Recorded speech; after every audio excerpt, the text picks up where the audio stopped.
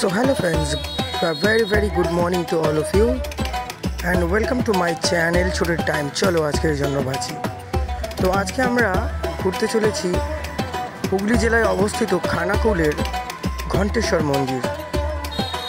তো চলো যাই সাথে ঘণ্টেশ্বর মন্দির ভ্রমণ করে আসি একসাথে। তো অনেকদিন ধরেই ভাবছিলাম যে খানাকুলের ঘণ্টেশ্বর মন্দির ভ্রমণ করতে যাব, তাই হঠাৎ আজকে বিশ্বকর্মা পুজো, তাই জন্য সকাল বেরোনোর প্ল্যান ছিল, কিন্তু বিশ্বজিতের কারণে একটু দেরি হয়ে গেল। আর এই হচ্ছে আমাদের রূপঙ্কর দা। তো আমি, বিশ্বজিৎ আর রূপঙ্কর দা দুটো বাইক নিয়ে তিনজনে মিলে বেরিয়ে পড়লাম খানাকুল ঘণ্টেশ্বর মন্দির ঘুরতে যাব বলে। So hello friends, welcome to my channel ছোট টাইম। চলো আজকের জন্য বাঁচি। তো আজকে আমরা যাচ্ছি ঘণ্টেশ্বর মন্দির ঘুরতে। আর এই মুহূর্তে আছি আমতার উপরে, একটা ব্রিজের উপরে। জায়গাটার নাম জানা নেই, বাট জায়গাটা খুব সুন্দর লোকেশান। এর আগেও আমি এখান দিয়ে পাস করেছি। তো সঙ্গে কে আছে দেখে নাও, রূপঙ্কর দা, সে হাই, ঠিক আছে। আর ওইখানে দেখো আরেক ব্লগার বাবু নিজের ব্লগ বানাচ্ছে। আর জায়গাটা হেভি, বাট ইভিনিং টাইমে এখানে মোটামুটি সবাই ছবি তোলে, আড্ডা ফাড্ডা মারে।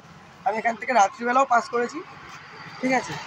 রাত্রি 8-10 সময় পাস করি, তখনও এখানকার স্থানীয় লোকেরা এখানে খুব আড্ডা মারে। তো জায়গাটা খুব দারুণ নিরিবিলি, অ্যান্ড হাওয়া যখন হয় দারুণ হাওয়া বয় এখান থেকে। অ্যান্ড দেখাচ্ছি এখানটায়, দেখো পুরো নদীমাতৃক জায়গা। রূপঙ্কর দা, জায়গাটা কেমন? অসাধারণ জায়গা।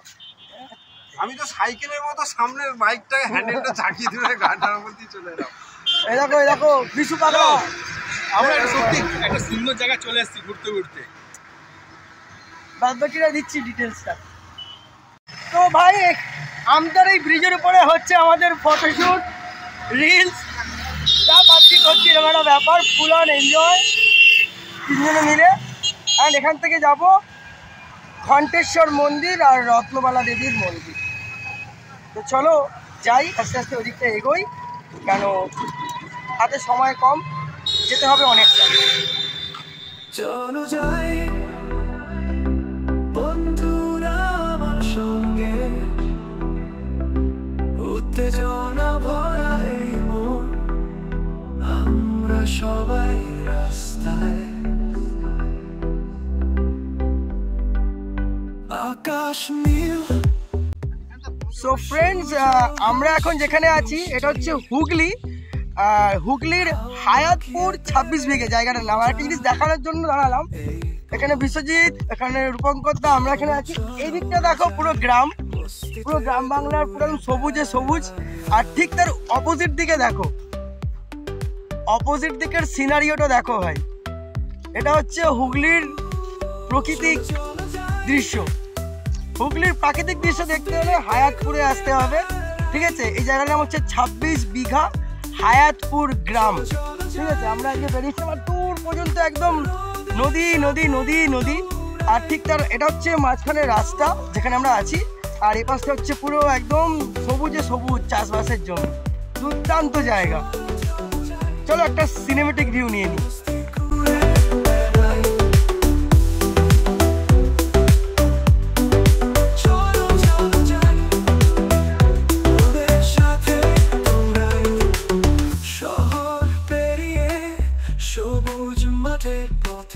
মনের কথা বলবো হাসতে হাসতে, থাকতো না আর দুঃখ আর ক্লান্তি, বন্ধুদের সাথে মিলে মিটবে সব কষ্ট, যত না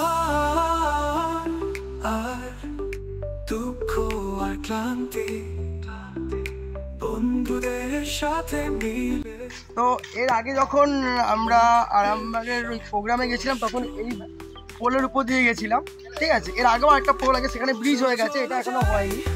অ্যান্ড দেন এখান দিয়ে যাওয়া যাচ্ছে না, আমরা গাড়ি রীতিমতো নৌকার উপরে তুলে এখান থেকে এই জায়গা থেকে পার হবো। তো এটাও একটা ভালো এক্সপিরিয়েন্স আজকে আমাদের জন্য, যে আমরা এরকম একটা জিনিস এক্সপিরিয়েন্স করতে চলেছি। যদি ভাই লুড়কে যায়, সবসময় লুড়কে যাবো। চলো যাচ্ছি, এরপরে একটা ভালো জিনিস দেখাই।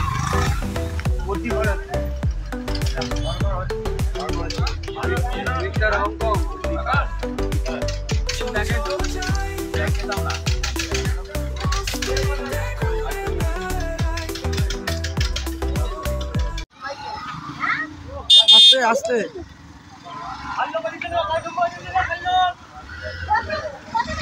আস্তে রূপঙ্কর দা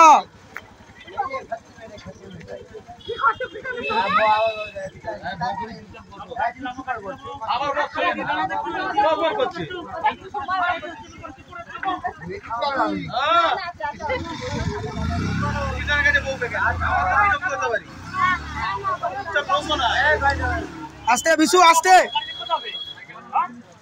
কি লোক চিনুনি বক বক করবে না যেমন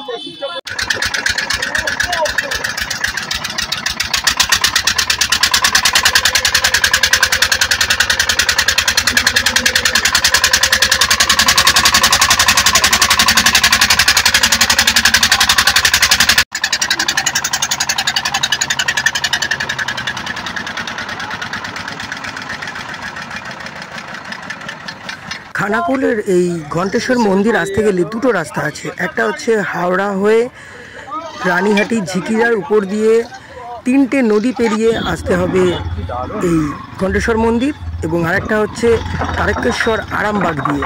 তো আমরা প্রথমে পেরোলাম ঢালাই ব্রিজ, যেখানে আগে কাঠের পোল ছিল এইরকম, তারপরে আমরা পেরোলাম নৌকা করে বাইক তুলে, অ্যান্ড এখন আমরা পেরোলাম কাঠের পোল দিয়ে। আমরা এসে পৌঁছে গেছি ঘণ্টেশ্বর মন্দির। ভীষণ ভালো লাগছে, এত জার্নি এতটা করার পর আমরা যেখানে আসতে পেরেছি সেটাই আমাদের কাছে বড় ব্যাপার। এই তো মন্দির বন্ধ হয়ে যাবে, মন্দির গেটটা কোথায়? এটাই তো মন্দির গেটটা কোথায়, কোনটাতে ঢুকবো? এই তো এইটা।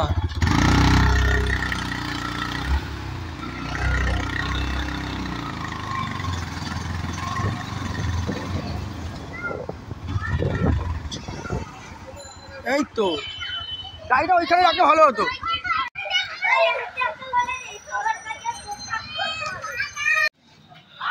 রূপঙ্করদা কেমন লাগছে সিরিয়াসলি? অ্যাডভেঞ্চারাস একদম না, খালি আলোটা কমে গেল, ঠিক আছে অসুবিধা কিছু নেই।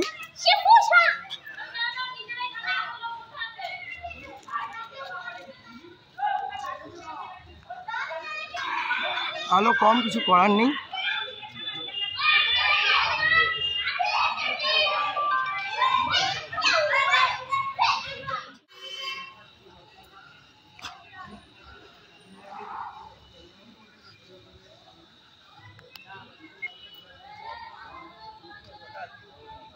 তো দেখা গেল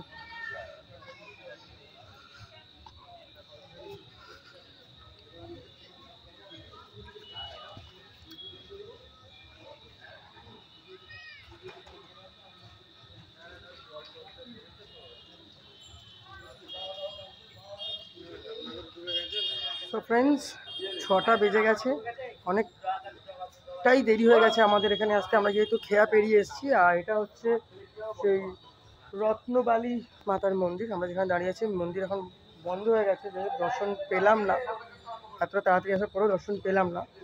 ঠিক আছে, পরে কোনো একদিন আসবো। আর ওটা হচ্ছে মেন বড় মন্দির, যেটা হচ্ছে ঘণ্টেশ্বর বাবার মন্দির, শিব মন্দির। ঠিক আমার পিছন সাইডে আছে, দেখাতে চাই। এটা হচ্ছে সেই মন্দির, ঘণ্টেশ্বর বাবার মন্দির। তো চলো ঘণ্টেশ্বর বাবার দর্শনটা করে নিই তাড়াতাড়ি।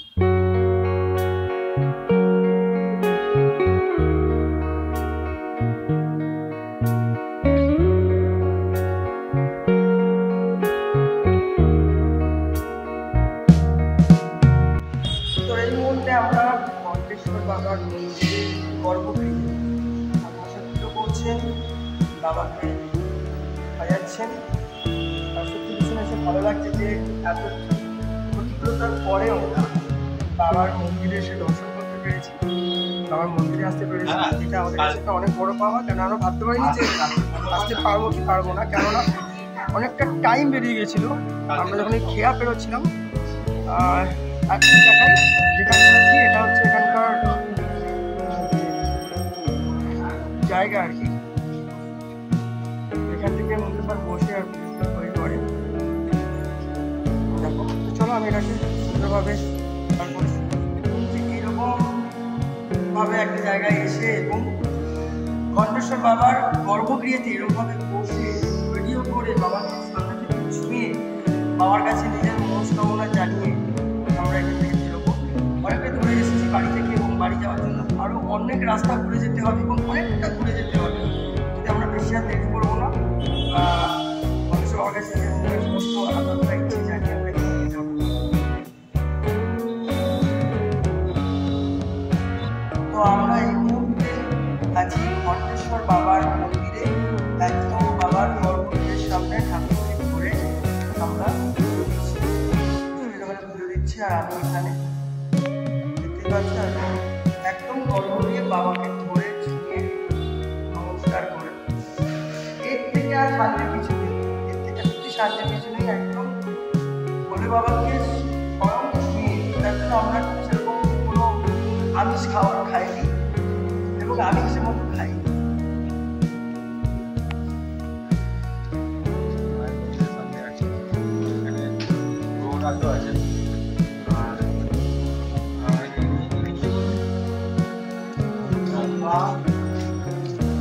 আচ্ছা বোমা বিস্ফোরণ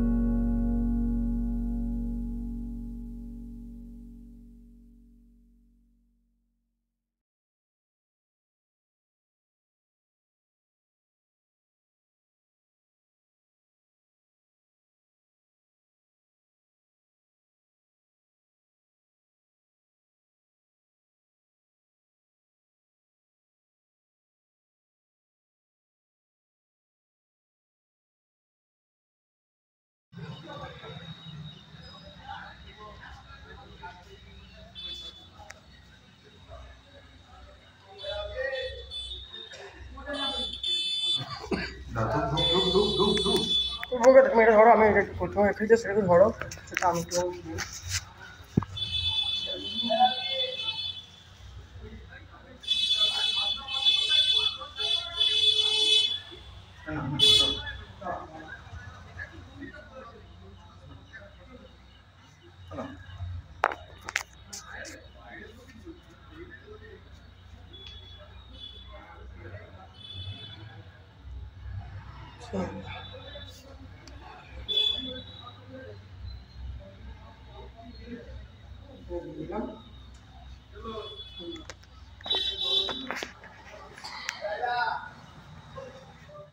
তো আমরা এখন যেখানে আছি এখান থেকে চাপাডাঙ্গা আর 4 কিলোমিটার। এবার ওখান থেকে আমরা হাইওয়ে হয়ে ডানকুনি হয়ে বাড়ি ফিরি, ঠিক আছে? চাপাডাঙ্গা হয়ে আমরা যাচ্ছি, কেন এদিক দিয়ে যাওয়ার কোনো রাস্তা নেই, অবস্থা খুব খারাপ। আর দারুণ রাইড হয়। ঠিক আছে, এক্সট্রা প্রিমিয়াম ভরে কিছু লাভ নেই, পয়সা বেশি আছে, ঠিক আছে।